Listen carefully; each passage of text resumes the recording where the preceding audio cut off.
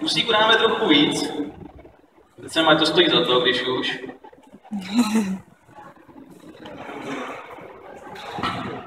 Tak.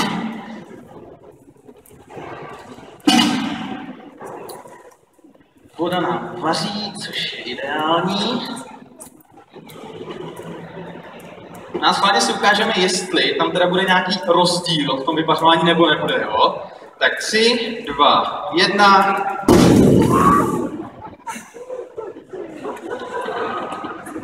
Tak co, je tam rozdíl?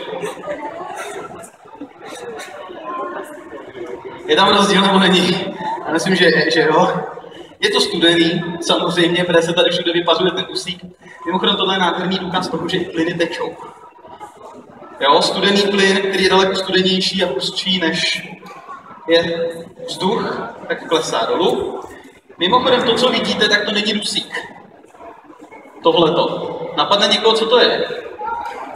Je to pára. V podstatě mrak, tady jsem to taky už slyšel. V podstatě tohle je kondenzovaná vodní pára. Nic víc to není. V té zimě, kterou ten dusík udělá, tak ta pára se krásně kondenzuje. Tak, teď doufám vydrží. Každopádně mě by teď zajímalo, co myslíte, že se s tím balonkem stane, když to teď strčím do toho tekutého dusíku? Praskne, smrskne se, to je to samý, v podstatě jste řekli. Ještě nějaký jiný nápad? Praskne, smrskne se, stvrdne, co může být ještě? Co může být? Roztáhne. Není nic jednoduššího, než to vyzkoušet. Přece jenom od toho tady ten dusík máme. Zkusíme, co to udělá. Připraveni? Se slovy, že neprasknu, jsem dost opatrný, od té doby, že jsem už párkrát v ruce bouchnul. Ale má dělat něco úplně jiného. A má dělat to, co už právě teď dělá. Čili, co se s ním děje? Smršťuje se, přesně, zcvrkává se. Kam se s něj ztrácí ten vzduch? Nikam, přesně, on zůstává pořád uvnitř.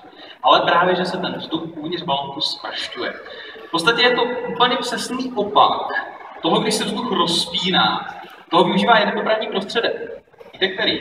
Dali se tím vyhlídkový lety. Balón, přesně tak. Horkovzdušný balón využívá právě toho tepelného rozpínání plynu. A tím, že se vzduch ohřeje, tak, to stojí, tak se rozpíná, zmenší svoji hustotu a stává se vlastně lehčím než vzduch studený, proto stoupá nahoru. Tak skutečně v tom balónku se objevila trocha tekutiny. Tou tekutinou je právě skapalnělý kyslík. No a teď si schválně všimněte, já dám ten balónek na zem, a teď zase uvidíte, že se ten vzduch, který je uvnitř, ohřívá. Čili zpětný proces, vzduch se ohřívá, čili se rozpíná. No a teď je otázka, co to udělá? Jasně. Mělo by.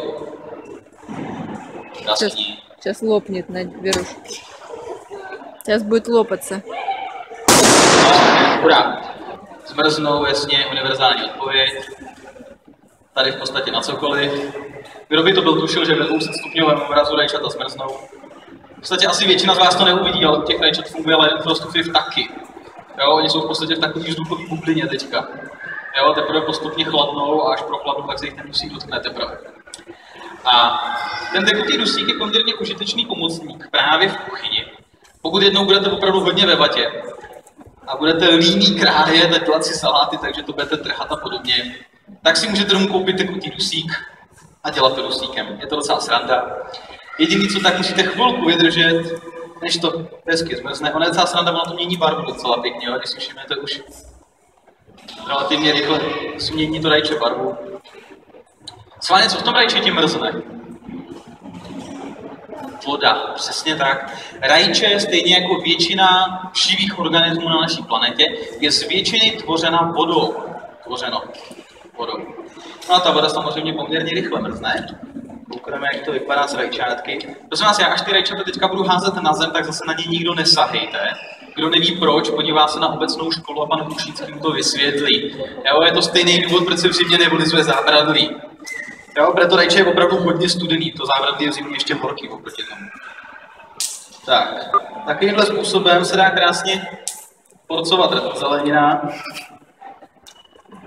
Ještě tady máme půlku. Mimochodem, až ty rajčata rozmrznou, tak jsou zase poživatelný. Ale prosím vás, ne, že to někoho napadne tady sbírat z podlahy a strkat do pusy, jo? Už to vidím, jak tady děcka už tady mají zálust na to, že to zkusej. Jo, dospělýho by to nenapadlo, ale u dětí člověk nikdy neví. Čili takovýmhle způsobem se dá udělat krásný letní salát. Bez práce, za pár. Počkej, ty nikam nechoď. Člověče, ty budeš hlavní hrdina celého tohohle pokusu. Plišáka. Tomuhle doba ledová nevadí. A kdo si myslel, že tady ubližujeme zvířátkům, tak jste na těžkým omylu, protože my tady zvířátkům neubližujeme, zvířátka jsou super, některý živí, jiný na pekáči, ale každopádně jsou super. Ale my jsme totiž zjistili za ty léta pokusů, že daleko účinnější a efektnější jsou pokusy na dětech než na zvířatech. Přece jenom dětí je dost, rodiče jich mají taky občas dost, čili s dětma není problém. Prosím tě, Honzo, jsi pravák nebo levák?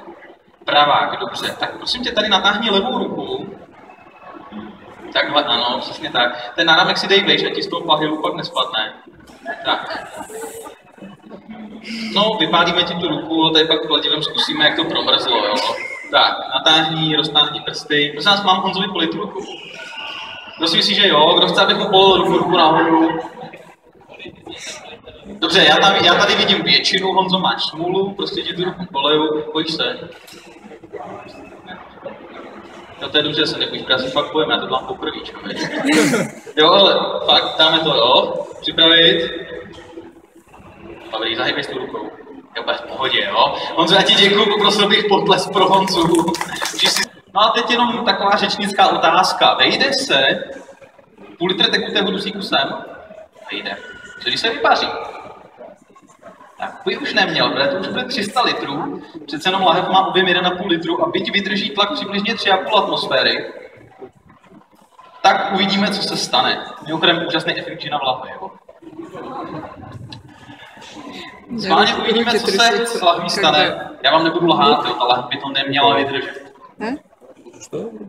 Abychom to celé trochu urychlili, tak já si tady ještě vařím právě tu vodu. Vydáme tu lahev potom do horké vody, aby se to vypařovalo trochu intenzivněji. A uvidíme, co se stane. Přesně tak. Ještě kipětkou tady. Horkou vodu do děravého sudu, doufám, že tam aspoň něco vyjde. Já tu lahev ještě zmačkám, abyste viděli, jak rychle se začne zpátky nafukovat. Jdem chviličky. Tak. No a teď už v podstatě nezbývá, než čekat na Ježíška. Tenhle ten pokus trvá od půl minuty do minuty, přibližně. Pokaždý trvá jinak dlouhou dobu. Jenom vás rovnou dopředu upozorňuju, že ta švestka, kterou to udělá, je většinou slyšet až ven z baráku. Jo, čili pokud jste nějak jako citlivější a vadí vám bouchání, tak opravdu doporučuji, zacpěte si uši. Uslyšíte to i se zacpanýma ušima. Prosím. To bouchne. I když už se taky párkrát stalo, že to nebouchlo. Pokud bylo špatně ale teď to bouchlo. U špatně dotaženýho víčka to občas nebouchne. Ale každopádně z té lahev zbyde tohle. Jo, čili opravdu vidíte, že ta lahev je na kusy. Nic moc z ní nezbyde. A to je v podstatě všechno. Tímhle posledním výbušným pokusem bych se s vámi rozloučil. Já vám děkuji, že jste se sem přišli podívat. Mějte se krásně, někdy příště.